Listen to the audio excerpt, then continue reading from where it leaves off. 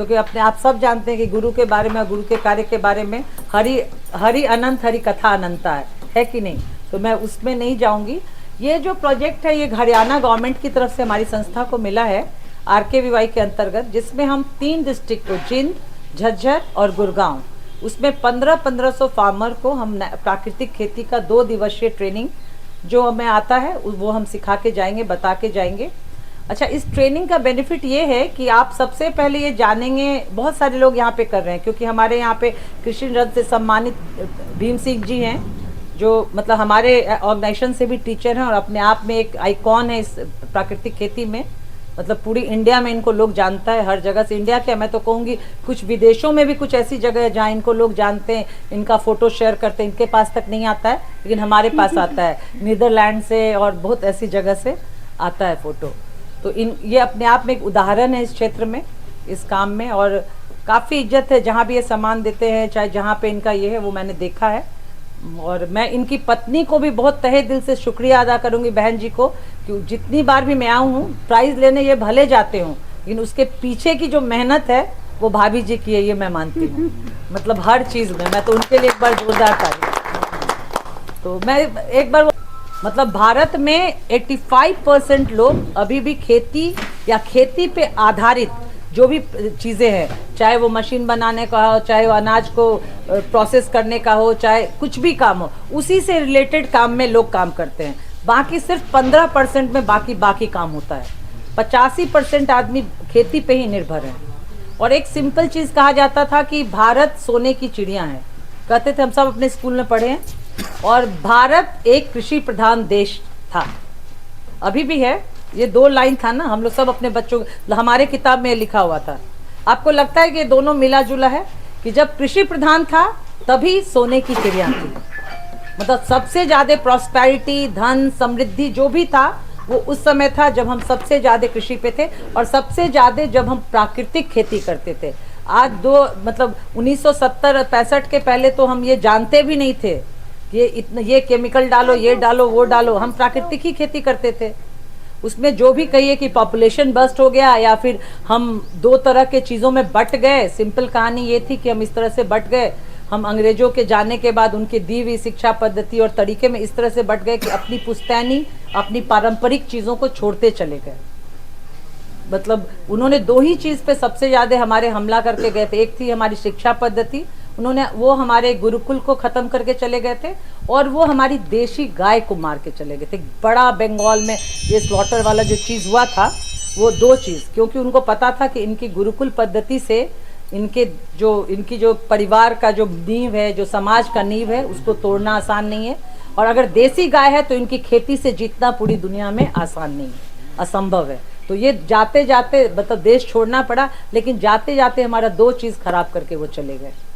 मतलब ये आप जान जाओ। इसके अलावा आपको एक छोटा सा, आप लोगों ने सुना भी होगा, ये ऐसा नहीं है कि हम जो हैं उन्हीं को प्रभावित करता है। एक उधर कर्नाटका में एक जगह है, उधर कासरगोड एक जगह है, वहाँ पे पिछले कुछ सालों में जो बच्चे पैदा होते थे, आधे से मतलब बहुत सारे बच्चे ना अपंग पैदा होते थे, मेंटली रिटार्डेड पैदा होते थे, या 10-12 साल के होते होते बच्चे मर जाते थे, उनका कुछ और हो जाता था। किसी को पता ही नहीं चल रहा था क्या हो रहा है। माँ बेचारी इतनी सात्विक, घर में सब कुछ, किसी को समझ में नहीं आ रहा था कि क्या कारण है। उनका पूरा ब्लड का, जीन का सारा टेस्ट होके चला गया। फिर आपको पता है कि कर्नाटका में सबसे ज़्यादा काजू की खेती होती है, गोवा और कर्नाटका के बॉर्डर पे। वहाँ पे एक बार काजू की खेती में कम से कम 5 से 8 बार पेस्टिसाइड का छिड़काव होता है, और वो वहाँ हेलीकॉप्टर से छिड़काव करते हैं। हेलीकॉप्टर से जब छिड़काव करते हैं तो वो वहाँ के हवा में फैल जाती है, और जो गर्भवती महिलाएं थी उनके सांस से उनके इसमें जाता है, उससे उनके जो भी गर्भ में बच्चा था सब बच्चे में एक लाइन से विकृति होती जा रही थी। ऐसा खाना किस काम का, जिसमें कि मेरा बच्चा ही मतलब अब डिपेंडेंट हो जाए, मेरी जनरेशन खराब हो जाए, मेरी आने वाली पीढ़ी बर्बाद हो जाए। ये करना चाहिए क्या? फिर अभी बहुत लोगों ने आपस में मतलब उसके लिए गवर्नमेंट ने कोई रूल नहीं लाया, गवर्नमेंट कुछ नहीं लाया कि आप अगर दोगे तो आपको ये कर दूंगा, वो कर, कुछ भी नहीं किया गवर्नमेंट। क्योंकि हमारी गवर्नमेंट और बाकी जो इंटरनेशनल एजेंसियां हैं, सबकी बड़ी बड़ी कंपनी, उसकी भी मैं एक छोटी तारे हैं, आकाश गंगा है, सौरमंडल है, हमारा सूर्य मंडल है, पृथ्वी है, हम उसी छोटे से भाग हैं। लेकिन कई बार हम ये भूल जाते हैं कि जो है हम ही इम्पोर्टेंट नहीं, हम इस सृष्टि में एक छोटे से एक कण है, एक ऊर्जा है, और हम ये सोचने लगते हैं कि हमारा ही सब कुछ भला हो और सृष्टि जाए भाड़ में। पेड़ पौधे जंतु सब कुछ इम्पोर्टेंट नहीं है, मैं और मेरा जीवन, मेरा परिवार इम्पोर्टेंट है। तो उसमें हम ये भूल जाते हैं कि जो भी हम कर रहे हैं उसका प्रभाव हमारी पूरी सृष्टि पे पड़ रहा है, और जो सृष्टि में चल रहा है उसका प्रभाव भी हमारे पे पड़ रहा है। हम अकेले नहीं हैं। हम किन 5 तत्वों से बने हैं? हम धरती से बने ना, धरती, जल, वायु, आकाश और अग्नि, इसी से पूरी पृथ्वी बनी है। कुछ और तत्व है क्या पृथ्वी में? कुछ भी नहीं है ना। और हमारे अंदर भी यही तत्व है। तो जब हम इस तत्व को कहीं भी प्रदूषित करते हैं तो हमारे अंदर भी प्रदूषित होता है। अब अगर हमने जो है धरती को प्रदूषित किया, हमने इसमें केमिकल डाला, हमने इसमें जितना भी, ये जो पृथ्वी है इतने हजारों सालों से हमें खाना फल सब्जी दे रही है कि नहीं? हाँ, कभी देने में कमी नहीं की। जितनी जनसंख्या होती रही देती रही। हाँ, उसमें कभी ऐसा नहीं हुआ कि पृथ्वी ने कहा ज्यादा जनसंख्या है तो मैं देना बंद कर दूंगी। लेकिन वो पृथ्वी, वो जो इतने बड़े बड़े जंगल है, हमने कभी वहां पे कुछ नहीं डाला। जंगल में किसी ने जाके डाला है यूरिया, कुछ डाला है बताइए? हाँ, तो वो जंगल लेकिन जो हरे होते हैं बड़े, आप बड़े बड़े जंगलों को देखिए, कितने बड़े बड़े पेड़ है, कितने कैसे हो गई? अब वो अकेले नहीं चल सकते थे, किसी का सहारा चाहिए। किसका सहारा चाहिए? ज्यादा से ज्यादा केमिकल फर्टिलाइजर, ज्यादा से ज्यादा उसमें पेस्टिसाइड, ज्यादा से ज्यादा इंसेक्टिसाइड, वीडीसाइड, फिर वो अपने आप से चलना ही उसने बंद कर दिया। और ये साइकिल यही खत्म नहीं हुआ, ये खत्म हो गया, हमें और मात्रा में देना है, और डोज में देना है। जब देखा कि धरती में वो सारा उसका वो, उसमें जितनी भी पौष्टिकता भी खत्म हो गई, तो उसमें जीवन ही नहीं है, बाहर से दे रहे हो। और फिर धीरे धीरे हमने उसको क्या किया, जो उसके जो सीड थे, जो बीज थे, जो बीज नेचुरली एक बार उगाया, फसल उगाई और उसे कितने सारे किसानों के साथ बांट लिया, वो भी हम क्या करने लगे कि हमने उसको भी बंद कर दिया। और हमने उसको भी किया कि हर बार हमको नया बीज खरीदना, हमको जाके ये जो हमारे जो बीज बेचने वाले हमने उनसे खरीदना है। आज से 50 साल पहले कभी किसी ने बीज खरीदे होंगे क्या? कुछ हाइब्रिड होता था क्या? ये सब क्यों बनाया गया? जैसे ये जो इन्होंने बताया अर्चना जी ने, ये 5-6 कंपनी है, उन्होंने क्या किया? उन्होंने पहले तो कहा कि चलो पहले इनको अपंग कर दे, गाय को मार दिया, कितने कितने इन्होंने बीज लेके, सारे बीज ओरिजिनल बीज लेके, देसी बीज लेके उनको खत्म कर दिया। फिर उन्होंने क्या किया? उन्होंने देखा कि अभी इनको कहाँ से अपंग बनाया जाए, तो उन्होंने बोला जब तक ये खाद नहीं डालोगे तब तक तुम्हारी होगी। क्यों? क्योंकि जब जीवाणु मर गए तो खाद डालनी पड़ेगी, जब केंचुए मर गए, जीवाणु मर गए तो खाद डालनी पड़ेगी। जब गाय के गोमूत्र और सब कुछ यूज करना छोड़ दिया, जब हमने जीवामृत से बनाना छोड़ दिया, तो हमें ज्यादा से ज्यादा और माइक्रोन्यूट्रिएंट्स चाहिए। फिर देखा कि अब जब ये माइक्रोन्यूट्रिएंट्स, तो हमारे बीज जो है बहुत कमजोर हो गए, क्योंकि उनकी अपनी शक्ति खत्म हो गई। जो हजारों साल के बीज चले थे वो नहीं है, तो अब उनको उनके संरक्षण के लिए हमें इंसेक्टिसाइड भी डालना पड़ा, पेस्टिसाइड भी डालना पड़ा, और उसके साथ ये कहानी पड़ती है। तो अगर हमने धरती को गंदा किया, धरती से ही हम बने, और हमारे शरीर में वो ना आए, वो जो आपका जहर ना आए, वो होगा नहीं। धरती में जहर डाला तो वो हमारे अंदर आना ही, हमने हवा को प्रदूषित कर दिया। तो आपको पता है जितनी हम केमिकल डालते हैं जमीन में, वो 80% उड़ के हवा में मिल जाती है। जैसे अभी बताया, हेलीकॉप्टर से स्प्रे कर रहे हैं, हम तरह तरह के स्प्रेज यूज़ करते हैं, हम पूरे गार्डन में ड्रिप एग्रीकल्चर, कितने तरह से हम डालते हैं केमिकल। वो सारे केमिकल तो हमारी हवा में जाते हैं और हम उसको अंदर ले लेते हैं, है ना। तो ये भी हमारे ही अंदर जा रही है, हमने अपनी हवा को भी प्रदूषित कर दिया। तो अभी सब कुछ जो इस पृथ्वी पे जो भी है, जो भी हवा है, वो कहीं एक जगह टिकी है क्या? वो मिल रही है। आज आपने अपने खेतों में डाला तो आपके घर तक नहीं आएगी क्या? वो आनी ही है। तो ऐसे ही हमारी पूरी हवा प्रदूषित हो गई। पानी में मैक्सिमम केमिकल मिलके अंडरग्राउंड भी चला जाता है। अंडरग्राउंड वाटर भी पीने लायक नहीं रहा, उसका स्तर और भी नीचे चला जा रहा है। अब क्यों चला जा रहा है? क्योंकि हमारे धरती में कोई हम ह्यूमस नहीं है, धरती में पानी को होल्ड करने की कैपेसिटी नहीं है।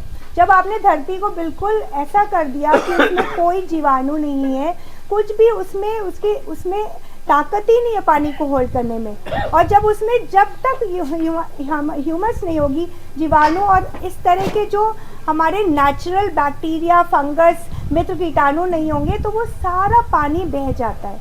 और हमारा पानी बह के आज ये हो गया कि हमारी नदियाँ भी प्रदूषित हो गई। जो हम पानी पी रहे हैं वो नेचुरली नहीं है।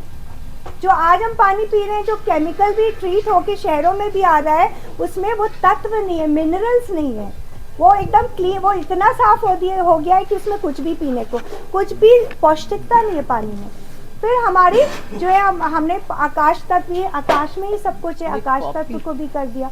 तो अब आप देखिए, जब वो पेड़ एक उगता है तो पेड़ क्या ले रहा है? पेड़ सब कुछ ले रहा है, धरती से ही तो ले रहा है। जो नाइट्रोजन है आपका, जितना भी उसको फास्फोरस, पोटाश, सब धरती में ही है। ऑलरेडी धरती में 108 तरह के न्यूट्रिएंट्स धरती में मिलते ही 108 तरह के।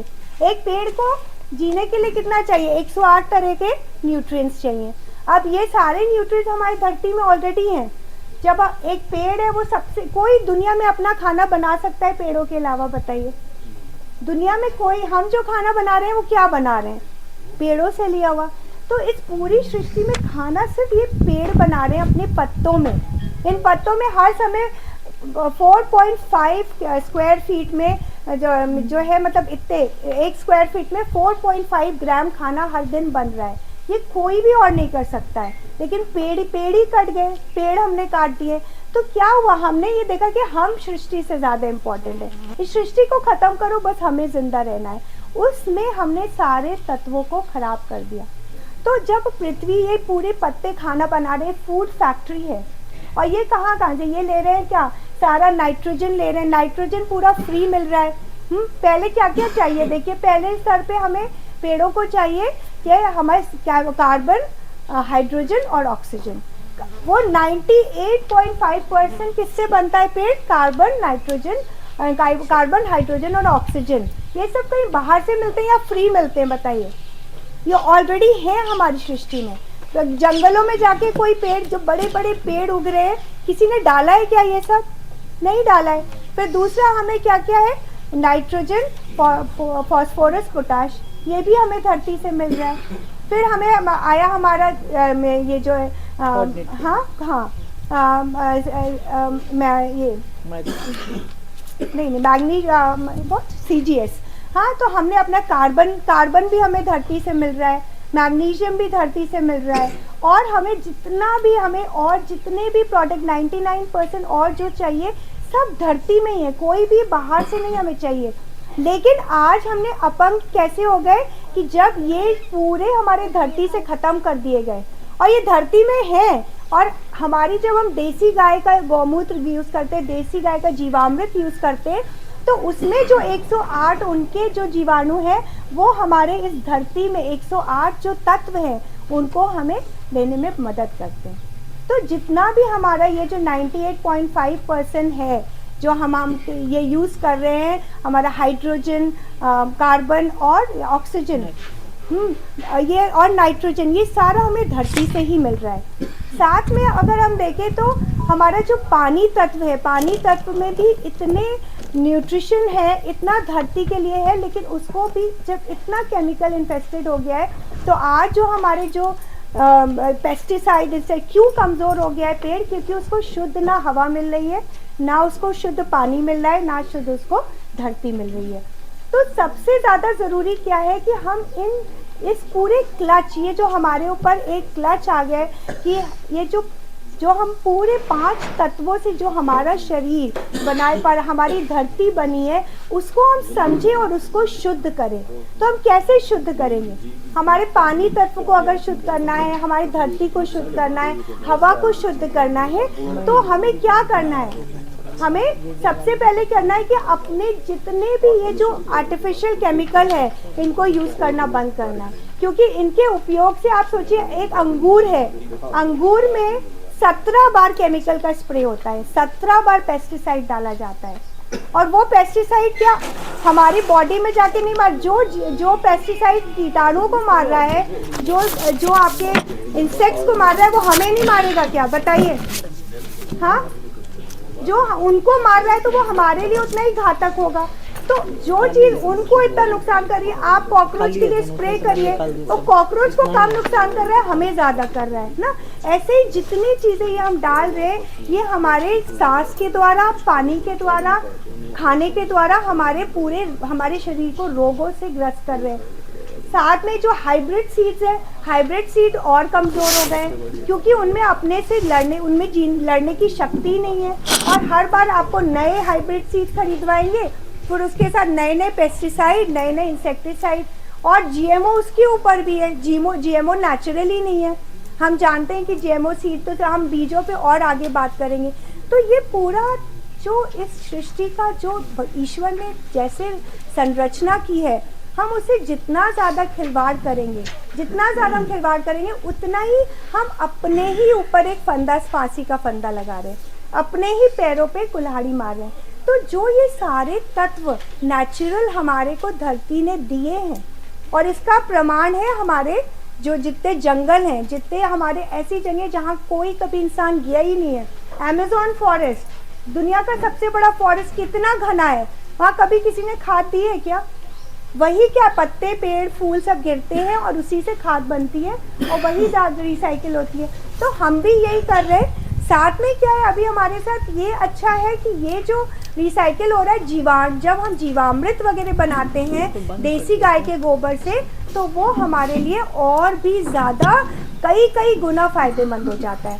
ऐसे एक पत्ता गिरा उसकी खाद बनी, गोबर गिरा उसकी खाद बनी, वो ठीक है, वो खाद में परिवर्तित हो गया। लेकिन जब हम उसको जीवामृत में करते हैं तो ये जीवाणु अनंत टाइम्स उसको मल्टीप्लाई कर सकते हैं। इन जीवाणु को कितना चाहें तो हम उतना मल्टीप्लाई कर सकते हैं। तो उसको हम जब उपयोग करते हैं तो हमारी ये नेचुरल भी रहती है और उसकी शक्ति, उसकी पोषकता बहुत बढ़ जाती है।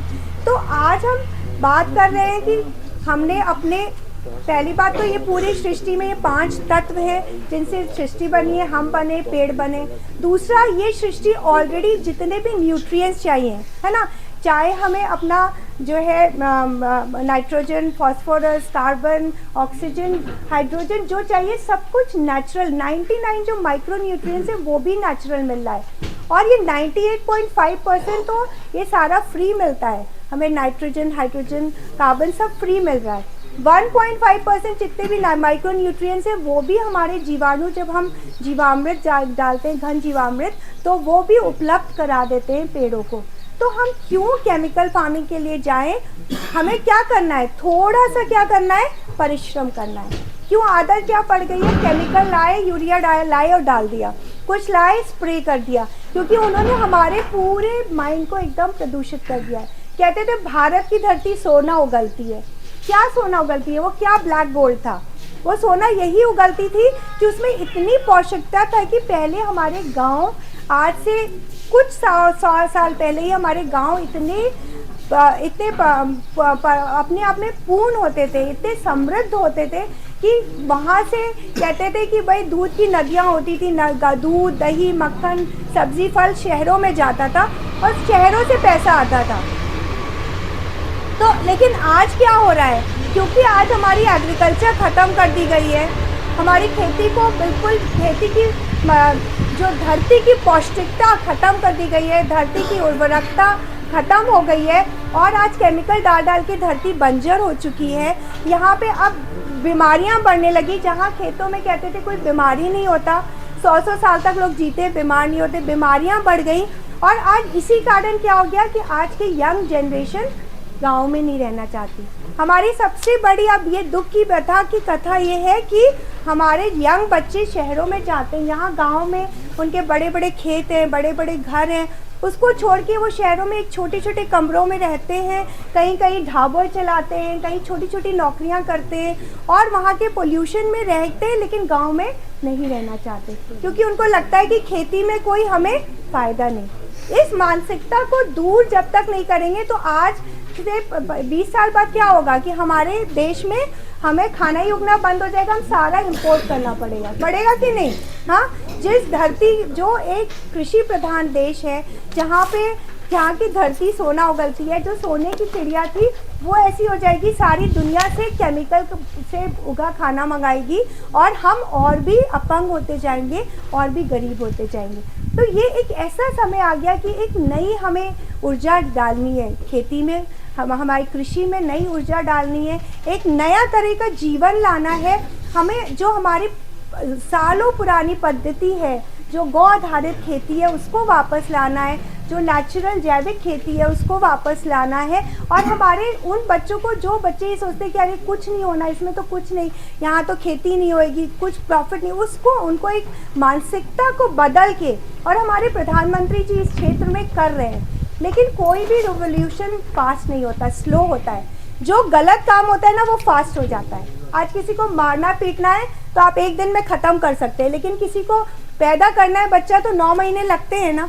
और अगर किसी को बड़ा करना है, 9 महीने से लेके 20 साल बढ़ाना है, तो बड़ा करने में कितना समय लगता है बताइए? बड़े करने में टाइम लगता है ना, आप एक दिन में कर सकते हैं? नहीं। लेकिन किसी को मारना है तो आप 1 मिनट में मार सकते हैं। तो कुछ भी जो भी नकारात्मकता से भरा है, जो भी गलत है, वो बहुत जल्दी लोग पकड़ लेते हैं। लेकिन जब कुछ अच्छा हमें रिवोल्यूशन लाना है, कोई एक नया युग लाना है, तो उसके लिए सबको बहुत कष्ट भी में से गुजरना पड़ता है, अपना सैक्रिफाइस भी करना पड़ता है, योगदान भी देना पड़ता है। तो आज आप सब लोग जो यहाँ हैं, उन सबसे मैं यही आह्वान करूंगी कि आप इसको समझें पहले तो, कि ये नेचुरल फार्मिंग है क्या, क्यों हम केमिकल डाल के अपने शरीर को ख़राब कर रहे हैं, अपने घर वाले को, अपनी धरती माँ को, और जितने लोग हमारा खाना खा रहे हैं सब बीमार हो रहे हैं। तो किसको बददुआ मिल रही है? आपको मिल रही है कि नहीं? आपने केमिकल से भरा खाना खिलाया, वो जो कैंसर जिसको हो रहा है उसकी बददुआ, उसके घर वालों की छोटा सा मैं बोलूँगी कि हमारी प्राकृतिक खेती 5 पिलर पे आधारित है। उसमें सबसे बड़ा पिलर है देसी गाय। देसी गाय की पहचान सबको है, आप सब में से एक फीचर बताइए कैसे ये देसी और कैसे जर्सी है। जिनको आता होगा वो नहीं, मतलब जैसे हम रोड पे चलते हैं तो भी हम जान जाते हैं ये देसी है और ये देसी नहीं है। 2-3 चीज तो उसको ऊपर देखने से ही जान जाते हैं, उसका हम, उसका गलकंबल, उसकी आंखें, इवन देसी गाय का गोबर जो है वो देख के भी आप बता सकते हैं ये देसी गाय का गोबर है और ये उसका है। सब लोग जानते ही होंगे, मैं जस्ट इसको रिपीट कर रही हूँ। एक सिंपल सा कहानी है कि जब पुराने समय में जब भी एक्सकैवेशन हुआ, जब भी पाया गया, तो जहाँ जहाँ मानव शरीर का कंकाल पाया गया उसके जस्ट बगल में देसी गाय का भी पाया गया। कहा जाता है कि जब धरती पे मनुष्य को भगवान ने भेजा तो उसके साथ साथ कामधेनु को भी भेजा। जर्सी गाय को नहीं भेजा, उसके साथ साथ कामधेनु आया। कामधेनु का फोटो आप सब लोगों ने देखा है क्या? कामधेनु गाय का फोटो सब लोगों ने देखा है? तो कामधेनु गाय का जब आप फोटो देखते होंगे तो उसमें जगह जगह पे भगवान के चित्र बने हुए हैं। तो जहां पे उसका मल द्वार है, जहां से निकलता है, वहां पे लक्ष्मी का निवास है। देखा है ना, उसमें लक्ष्मी का। हम लोग अपने बाथरूम में लक्ष्मी जी का फोटो लगाते हैं क्या? और सोच भी सकते हैं, ये एक सिंबॉलिज्म है, मतलब ये एक उसका ये है कि इसका मतलब है कि जो देसी गाय का गोबर और गौमूत्र है वो आपके लिए धन और समृद्धि का प्रतीक है। तो इसलिए वहां पे लक्ष्मी का फोटो दिया गया है। देसी गाय के और भी बहुत ज्यादा कुछ फायदे हैं, जो उसके गोबर से क्या फायदा होता है, क्यों होता है, क्यों सबसे ज्यादा जरूरी है, ये मैं बाद में ना। ये जो बात जो बहन जी बता रही है ना, ये शायद मेरे को तो कुछ नहीं पता, मतलब मेरे को कोई ज्ञान नहीं है बहन जी, लेकिन जो कह रही है ये 100% सत्य है। और बहन जी जो कह रही है इससे ज्यादा ज्ञान आप सबको है। एकदम सही, बिल्कुल सही। हाँ, ये भी मैं बता दूं, आपने सबने पता है कि भाई हम के गिरने लग रहे हैं, के खाने लग रहे हैं, के हमारी हालात सर कैसे गड़बड़ है सारी। लेकिन समझ में अगर चिंतन का कोई विषय है ना, तो उसके ऊपर बात तो यह है कि फिर भी जो है सुधार क्यों नहीं हो रहा? कहीं ना कहीं कोई ना कोई गड़बड़ तो है। भाई आप सब ने जो है खेती का ज्ञान तो दाऊं है जी, हम के बताओगे बहन जी, के बताओगे, मैं के राय के बारे में आपने बताऊंगा, सारा बेरा है सबने। लेकिन दिक्कत है कहीं ना कोई एक समस्या तो है, वो जड़ के है। मेरे समझ में तो एक बात है, गाय की बात से पहले 1 मिनट बस कुछ बात जो मूल समस्या उसकी बता दो, जो 5 मिनट जो है ना आप सब ने जो बेरा गौ माता भाई वास्तव में स्वरूप के था, थोड़ी सी उसमें फिर दोबारा उसने एक बार दोहरावांगे। तो मेरे तो बात आई समझ में कि मूल जड़ है जी वो है पैसा। जो बात समझ में आई, भाई खूब चिंतन कर लिया यार, रोड़ा की है, सब ने बेरा जहर गेड़ लग रहे हैं यार, दिक्कत कहाँ रही है, खुद खाने लग रहे, खुद मरने लग रहे। तो आखिरी जो है कैलकुलेशन ये निकलता है कि सबको जो है बहुत ज्यादा पैदावार चाहिए और तुरंत नगद पैसे चाहिए गणे सारे। ये है कि नहीं जी, सत्य ये बात है भाई। वो अब मान ले बहन जी कह रही जैविक खेती करो, बहन जी शुरुआत करते हैं, गांव मजाक उड़ा ले है और उसके बाद में वो बिके नहीं किता उसने ले लिया हांडी जा, बाद में वो अभी सब में जा प्रोडक्शन कम हो जाए है, 2-3 साल घर वाले गाड़ी देके नहीं। देखो बात जो व्यवहारिक बात उसकी बात कर रहा हूँ, जो आप एक्स्ट्रा ऑर्डिनरी कोई मेहनत करेगा तो बराबर भी कर लेगा, मेहनत करेगा तो फल भी कर मिलेगा। लेगा। लेकिन जो सच्चाई है ना, जो व्यवहारिकता की भाई इतने वो टूट लेता है। बहुत सारे आदमियों ने जैविक खेती शुरू करी थी और वो छोड़ गए, मैं जानता हूं उनको ना। कारण क्या हुआ कि उसको वो बिक्री के लिए जब जाने लगे तो उसको उसका मूल्य नहीं मिला, जो उसने मेहनत करी थी ना, जितनी उसने मेहनत करी उसको नहीं मिला जी, क्योंकि मेहनत ज्यादा लगती है इसमें भाई। इसके अंदर तो दवाई तो डालनी है, स्प्रे कर दिया, वो कर दिया, सारा काम हाथ से होता है, तो ये समस्या आती है उसमें, पैसा मिलता नहीं। अब पैसा नहीं मिलता, पैसे की उलझन कहाँ है, ये सारा जो बहन जी ने बताई ना, एक बात बहुत अच्छी बताई है कि पूरी दुनिया को 5 लोग चला रहे हैं, 5 से 7 मल्टीनेशनल कंपनियां, जिनने हमारा खर्चा बढ़ा दिया। मतलब आदमी का, किसान का खर्चा पूरा होना ही नहीं, हमने दे दो चाहे हर महीने लाख लाख रुपए सरकार हमारे खाते में डाल दो, लेकिन लाख रुपए देंगे तो 1.5 लाख खर्च करवा लेंगे। गौर करियो जी इस बात के ऊपर। हमने कितने स्कूल की फीस, कितने अस्पताल के खर्चे, कितने मोटरसाइकिल, कितने गाड़ी, कितने ट्रैक्टर, कितने बीज, कितने ब्याह में ज्यादा खर्चे, कितने मकानों में ज्यादा खर्चे। मतलब आदमी का जो है चारों तरफ का जो वातावरण है वो माहौल ऐसा बना दिया भाई, जिस बढ़िया कोठी को नहीं, उधर को नहीं, कुछ गाड़ी को नहीं, मोटरसाइकिल को नहीं, या बढ़िया ब्याह में खर्चा नहीं कराया, या अच्छे बड़े वाले स्कूल में 10,000 रुपये वाले बालक नहीं भेजे तो भाई बालक तो कति अनपढ़ रहेंगे। सारा का सारा खेल खर्चे का है। बढ़िया बढ़िया अस्पताल खोल दिया, जुकाम हो जाए, खांसी हो जाए तो दे एडमिट हो, खर्चे है ना जी आदमी के, मानो हो कि नहीं इस बात में। बता दिए और न्यू को नहीं भाई आप पे, मतलब कोई बात अगर वास्तविकता है या भाई मैं झूठ बोलता हूँ बता दिए, मैंने गलत बोला भाई। भाई वास्तविक बात है जी, खर्चे जो है मैं कह रहा था 10 लाख दे दो हमने तो भी डाटा नहीं डरता, क्योंकि सारा खेल कंपनियों का है, मार्केटिंग का है, बढ़िया बढ़िया ठेके खोल दिए, रोजाना बढ़िया दारू चाहिए पीने है, बढ़िया बढ़िया होटल खोल दिए, सारा सिस्टम गड़बड़ है। तो उसी की वजह से ये सारा सत्यानाश होने लग रहा है कि हमारे जो खर्चे हैं वो बढ़ते जा रहे हैं और हमारी जो इनकम है वो कितनी बढ़ जाइए, हमारे खर्चे उस पर ज्यादा रहेंगे, या कि उरे जो है आदमी फंसेगा कि वास्तव में तोड़ की बात ही यह है।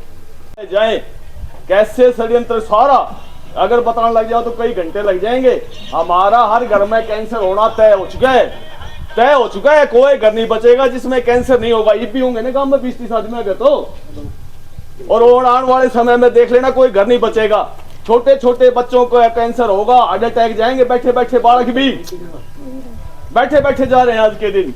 कारण यूं नहीं है, यूं जा रहे हैं, वो अपना प्रकृति कर रही है ना, षड्यंत्र है बहुत बड़ा। भाई का भाई दुश्मन हो गया, विकास है भैया, वो बताइए विकास हो गया जी, विकास हो गया, सब ने कहा पर विकास हो गया विकास वास्तव में हो गया भाई गांव का ना, विकास नहीं विनाश हो गया असलियत में। भाई भाई का दुश्मन हो गया। बता दो भाई, एक दूसरा भाई जो है खाने नहीं बांधते, तो घर परिवार में 5 आदमी है तो 5 के विचार आपस में नहीं मिलते जूतम जूत से। और जो है जातिवाद इतना हैवी हो लिया कि एक दूसरे मानस ने देखी गांव में जो है मतलब हिंदुस्तान पाकिस्तान हो गया, प्रकृति में जहर हो गया, हवा में जहर हो गया, पानी में जहर हो गया, खेत में जहर हो गया, विचारों में जहर हो गया। अपने गांव की विभिन्न मिट्टी सुरक्षित को नहीं, खुद के गांव के बालका थे। ये सारी इंटरकनेक्टेड है, कदम जैसा अन्न वैसा मन। ये खेती तो है, जिसा खेत में पड़ेगा वो पेट में जाएगा, उससे तो दिमाग काम करेगा। और ये सारा खेल है, ये विनाश की तरफ जा रहे हैं। और खेती तो कराते राष्ट्र का तो क्यों सुधरेगा, नहीं सुधरेगा, पैसे मिलेंगे नहीं मिलेंगे, हमने नहीं मिला। लेकिन अगर अपने आप को बचाना है तो नाक दगड़ के हमने आना पड़ेगा, लास्ट में आना पड़ेगा, हमारी मजबूरी है। जाएंगे का नहीं तो मरेंगे, राक्षस बन जाएंगे, आदमी ना आदमी खाएगा के साथ हमारे घर में लगेंगे। गाय जो है, गौ माता का दर्जा इसको इसलिए दिया है, ये प्रकृति का मूल है, नेचर का। जैसे पंचतत्व की बात कर रही थी ना बहन जी की, अग्नि वायु जल धरती और आकाश, ये 5 जो चीजें हैं जिन पे सब कुछ चल रहा है, इस सब का पोषण गौ माता ने करना है। गाय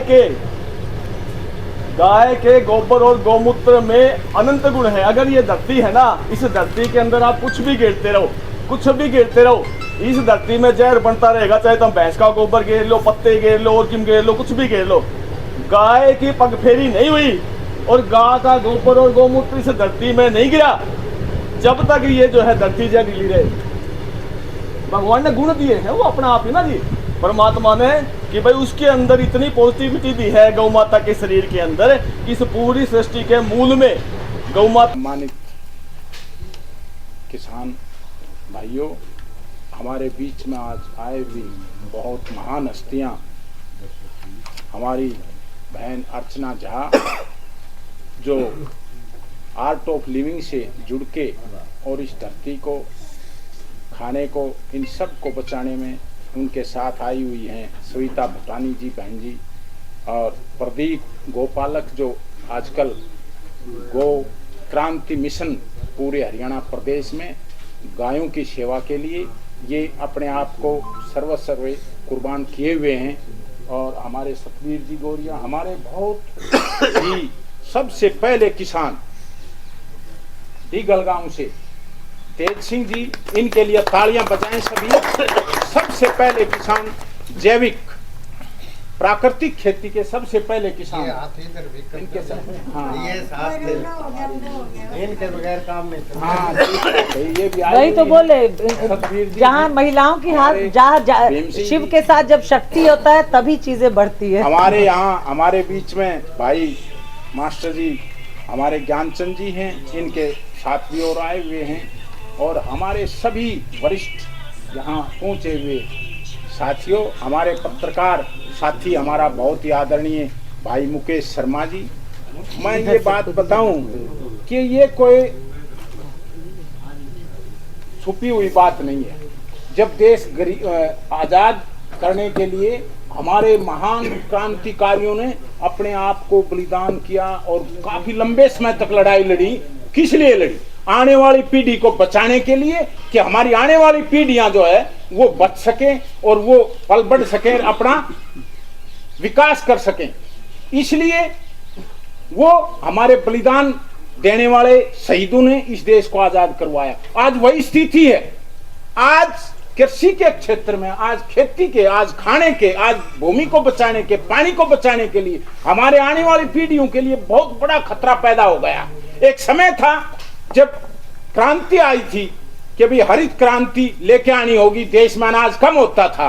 उस वक्त ये फर्टिलाइजर शुरू कर दिया, पेस्टिसाइड आ गया। बाद में काफी बड़ी बड़ी कंपनियों ने इस देश में एक ऐसा जाल बिछा दिया कि सभी किसानों को एक तरह से अपने चंगुल में फंसा के और जहर भी पैदा करवा दिया किसानों से, और अपने आप को हम बीमार कर रहे हैं, पूरे देश को बीमार कर रहे हैं। उस चीज को आज बचाने के लिए हमारे बीच में ये बहन जी आई हैं, ये भाई प्रदीप जी हैं जो गौ सेवक हैं, ऐसे ही तेज सिंह, इन सब बचाने की बात है, आने वाली पीढ़ियों को बचाने की बात है। ये नहीं है कि भाई पेट तो सब भरते हैं, लेकिन अपना पेट भरने की बजाय एक ऐसी सोच जिन व्यक्तित्व की हो कि जिन्होंने अपने आने वाली पीढ़ियों को बचाना है। हम सब आपका बहुत बहुत सभी का जो इस मिशन से जुड़े हुए हैं, और आप हमें कुछ बताना चाहते हो, हम प्रयास करेंगे, हम गौर करेंगे इस बात की कि आपका जो मिशन है वो हर घर में जाए, हर खेत में जाए, हर एकड़ में जाए।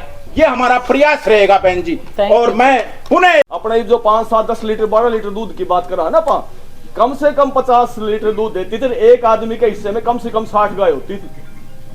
60 गाय मतलब एवरेज काटा करते ना, तो की बात कर रहा हूँ। लाख लाख गाय होया करती, जिसको नंद की उपाधि देते थे उसके घर में 1 लाख गाय होती थी। जो नंद दो था ना, जो कृष्ण जी के पिताजी थे, वहां पे 1 लाख गाय थी उनके पास चराने।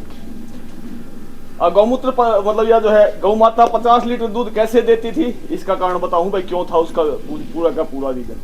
पहले तो यह था भाई 50 लीटर दूध देने में, आज के दिन जो हम अपनी गौ माता है यहाँ पे मान लीजिए 10 लीटर दूध देती है। और अपना जो आजकल जो अपन पहले रखा करते, जिस कहते त्रिशूल या चिलम लगाया करते, सहन जी परंपरा थी ना अपने गांव में, लाग लाया करते। वो क्यों लगाया करते जी? कारण क्या था उसका, न्यू बताओ।